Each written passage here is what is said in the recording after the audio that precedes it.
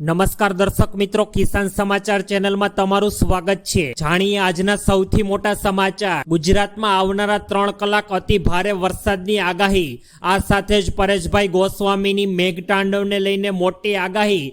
તો આવનારા સમયમાં ભાગીને લગ્ન કરનારાઓ ખાસ જોઈ લેજો। સાથે જ 3 મહિનાનું રિચાર્જ ફ્રી, જાણો સંપૂર્ણ ખબર। ભારત અને પાકિસ્તાન વચ્ચે મોટી ચેતવણી। સરકાર આપશે 50,000 રૂપિયા સુધીની સહાય, તો ખેડૂતોને 1 લાખ રૂપિયા સુધીનું ઇનામ।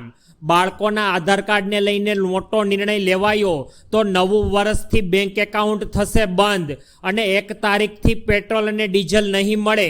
આ સાથે જ ખેડૂતોની આવક કેટલી વધી તે જાણો। આ તમામ નાના મોટા સમાચાર જાણીએ તે પહેલા કિસાન સમાચાર ચેનલમાં નવા હોય તો ચેનલને સબસ્ક્રાઇબ કરીને વિડીયો લાઇક કરી દેજો। આજના સૌથી મોટા સમાચાર। ગુજરાત પર આવનારા 3 કલાક ભારેથી અતિ ભારે વરસાદની આગાહી। ગુજરાત ઉપર મિત્રો આવનારા 3 કલાક ખૂબ જ ભારેથી અતિ ભારે વરસાદની આગાહી વ્યક્ત કરવામાં આવી છે। જ્યારે અત્યારે ગુજરાતમાં બરોબરનું ચોમાસું પણ જામ્યું છે। રાજ્યના અનેક વિસ્તારોમાં અનાધાર વરસાદ વરસી રહ્યો છે, જેને પગલે આજે વહેલી સવારથી જ સૌરાષ્ટ્રના વિસ્તારમાં અત્યારે વરસાદી માહોલ જામ્યો છે। ત્યારે અત્યારે હવામાન નિષ્ણાત અંબાલાલ પટેલે ગુજરાતના દરેક વ્યક્તિઓને ખાસ ચેતવણી આપતા કહ્યું છે કે આવનારા 3 કલાક માટે ગુજરાતના સૌરાષ્ટ્ર ઇલાકાઓમાં 3 કલાક રેડ એલર્ટની આગાહી વ્યક્ત કરી છે।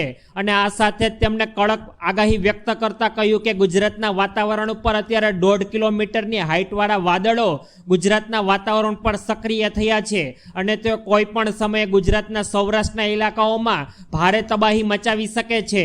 તો સૌરાષ્ટ્રના જે પણ ઇલાકાઓ છે, જેમાં વાત કરીએ તો ભાવનગર, અમરેલી, જૂનાગઢ, મોરબી અને રાજકોટની ખાસ કરીને વાત કરીએ તો તેમાં આવનારા 3 કલાકની અંદર રેડ એલર્ટ જાહેર કરવામાં આવ્યું છે અને આ વિસ્તારોમાં ભારેથી અતિ ભારે વરસાદની આગાહી વ્યક્ત કરી દેવામાં આવી છે। આ સાથે જ અંબાલાલ પટેલે વ્યક્ત કરતા આગાહી કર્યું કે નાના ડેમ અત્યારે ખાસ કરીને ઓવરફ્લો થવાની શક્યતાઓ છે। જુલાઈની શરૂઆત સુધી એટલે કે 9 તારીખથી લઈને 15 તારીખ સુધી ગુજરાતના અનેક વિસ્તારોમાં ભારેથી અતિ ભારે વરસાદ વહી શકે છે। ત્યારબાદના બીજા મોટા સમાચાર। હવામાન નિષ્ણાત પરેશભાઈ ગોસ્વામી દ્વારા ગુજરાત રાજ્યમાં મેઘતાંડવને લઈને મોટી આગાહી। અત્યારે હવે ઉત્તર ગુજરાતમાં પણ મેઘતાંડવને લઈને પરેશભાઈ ગોસ્વામીની આગાહી સામે આવી છે। સૌરાષ્ટ્રમાં પરેશભાઈ ગોસ્વામીએ આગાહી વ્યક્ત કરતા કહ્યું કે આવનારા સમયમાં હવે અમદાવાદમાં પણ વિરમગામ, ગાંધીનગર જેવા વિસ્તારોમાં આવનારા દિવસોમાં 2 થી 6 ઇંચ સુધીનો વરસાદની આગાહી છે। તો આ સાથે જ ઉત્તર ગુજરાતમાં તેમણે ખાસ હવામાન આગાહી વ્યક્ત કરતા કહ્યું કે 2 થી 4 ઇંચ સુધીનો વરસાદ પડવાનું અનુમાન છે। આ વરસાદ સાર્વત્રિક રહેશે અને આવનારા 3 દિવસ સુધીમાં ભારે વરસાદની તબાહી મચાવશે। આ સિસ્ટમ ખાસ કરીને 29 તારીખથી સક્રિય થશે અને ગુજરાત ઉપરથી પસાર થશે અને અરબી સમુદ્રમાં જતી રહેશે, જેને કારણે 29 તારીખ ખાસ નોટ કરી લેજો મિત્રો। વરસાદની તીવ્ર વરસાદનો વધારો થશે અને 30 તારીખના રોજ સામાન્ય એવા વરસાદી ઝાપટા થશે। આ સાથે તેઓએ ગીર સોમનાથ, જૂનાગઢ, અમરેલી, ભાવનગર, રાજકોટના પણ દક્ષિણ ભાગોમાં 7 થી 8 ઇંચ જેટલો વરસાદ 1 થી 2 દિવસ દરમિયાન વ્યક્ત કર્યો છે। ત્યારબાદના સૌથી અગત્યપૂર્ણ સમાચાર। હવે ગુજરાતમાં ભાગીને લગ્ન કરનારાઓ ખાસ સાવચેત થઈ જજો। સરકાર દ્વારા અત્યારે રાજ્યમાં વિવિધ જગ્યાઓએ ભાગીને લગ્ન કરનારાઓ પર અત્યારે પ્રેમી પંખીડાઓ પર સરકારે અત્યારે મોટો અને કડક નિયમ લાગુ કરી દીધો છે। સરકારે હવે લગ્નની નોંધણી ફરજિયાત કરી દીધી છે।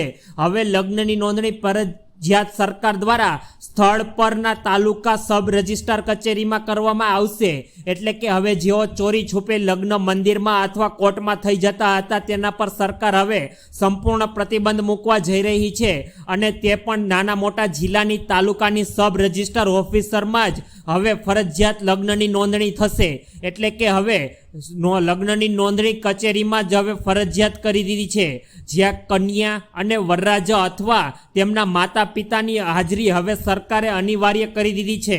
લગ્ન નોંધણી દરમિયાન પરિવારનો કોઈ પણ એક સભ્ય ત્યાં હાજર રહેવું પડશે। આ માટે સરકારે અત્યારે ખૂબ જ મહત્વનો ફેરફાર લાગુ કરી દીધો છે।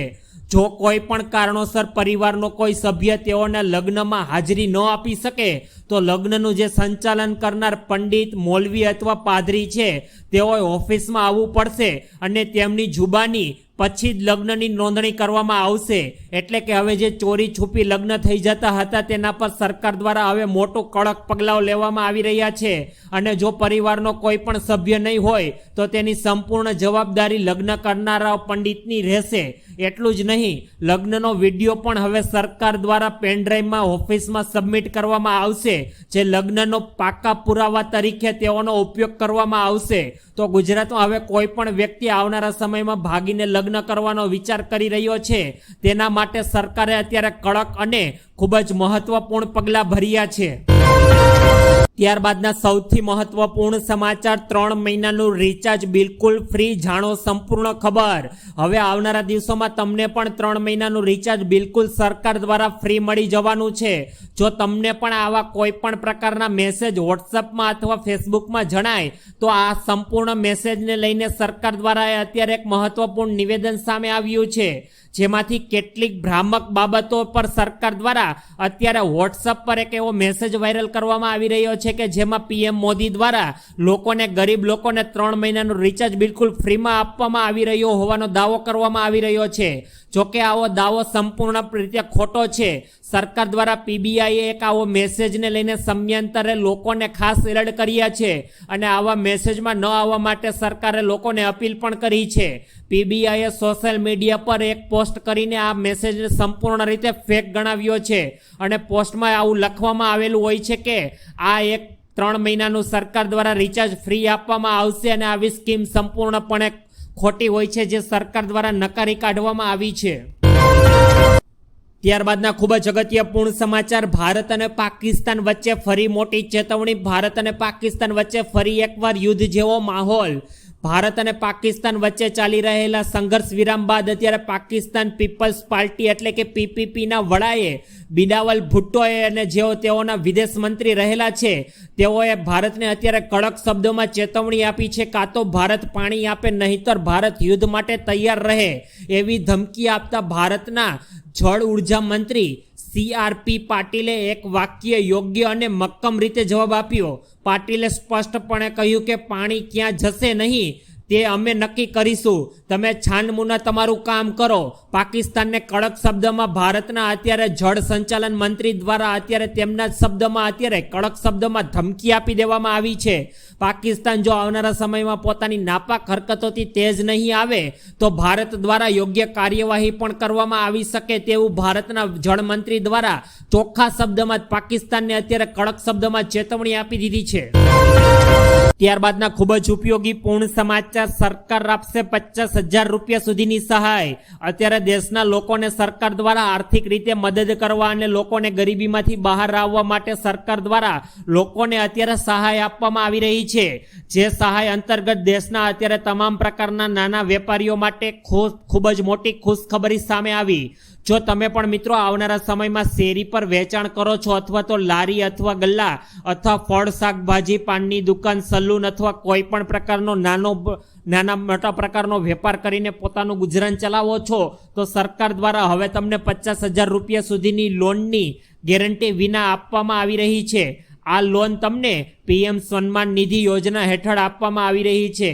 આ લોન હેઠળ તમને હવે પણ તમારો નાનો મોટો કોઈ પણ પ્રકારનો ધંધો શરૂ કરવા માટે સરકાર દ્વારા 50,000 રૂપિયાની આર્થિક સહાય આપવામાં આવશે, જેથી તમે તમારો ધંધો આવનારા સમયમાં વધુ આગળ મોટો અને સન્માન રીતે વિકાસ કરી શકો.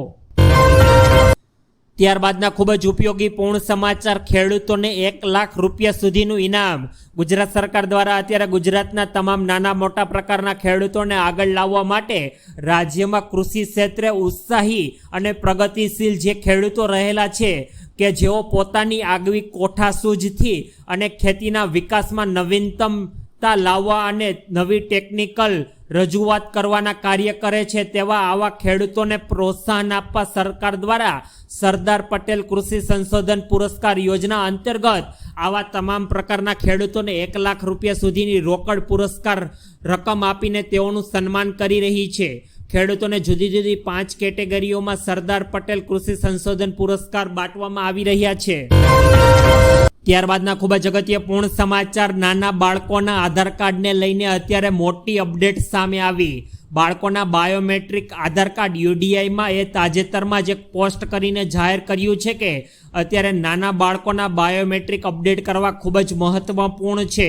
જો તમારા ઘરમાં પણ નાનું બાળક રહેલું છે તો તેમનું બાયોમેટ્રિક અપડેટ કરાવવું પડશે. તો ભવિષ્યમાં કોઈ પણ પ્રકારના અભ્યાસ અથવા સ્પર્ધાત્મક પરીક્ષામાં નોંધણીની સમસ્યાએ તમારે કોઈ પણ પ્રકારની સમસ્યાનો સામનો નહીં કરવો પડે. આજના સમયમાં આધાર કાર્ડને લઈને એક મહત્વપૂર્ણ દસ્તાવેજ બની ગયો છે. ભલે તે નાગરિકોનો પુરાવો નથી, પરંતુ સરકારી કામકાજમાં અત્યારે આધાર કાર્ડ વિના કોઈ પણ પ્રકારનું કામ શરૂ થતું નથી. શાળામાં પ્રવેશથી લઈને બેંકમાં ખાતું ખોલાવવા સુધી દરેક જગ્યાએ બાળકનું આધાર કાર્ડ અત્યારે ખૂબ જ જરૂરી બની ગયું છે.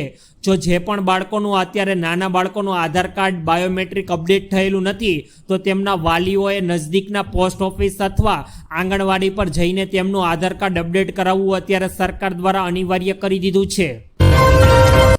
ત્યારબાદના અગત્યપૂર્ણ સમાચાર. નવું વર્ષ, અત્યારે બેંક એકાઉન્ટને લઈને મોટો નિયમ આવ્યો સામે. ભારતીય રિઝર્વ બેંકે વર્ષના પ્રથમ દિવસોમાં 3 પ્રકારના બેંક એકાઉન્ટ ધારકોને બંધ કરવાનો નિર્ણય લીધો છે. જેમાં પહેલો નિયમ, છેલ્લા 12 મહિનાથી કોઈ પણ પ્રકારની પ્રવૃત્તિઓ નથી કરવામાં આવી એવા ખાતાઓને સરકાર હવે નિષ્ક્રિય કરશે. આ સાથે જ લાંબા સમયથી ઝીરો બેલેન્સ ધરાવતા ખાતાઓને પણ 1 જાન્યુઆરીથી સરકાર દ્વારા બંધ કરવામાં આવશે. ડોરમેટ એકાઉન્ટ, આવું એકાઉન્ટ હોય તો પણ હવે જેમાં 2 વર્ષથી કોઈ પણ પ્રકારની લેનદેન થઈ નથી તો તેઓને પણ આવનારા સમયમાં સરકાર દ્વારા સંપૂર્ણપણે નિષ્ક્રિય કરી દેવામાં આવશે.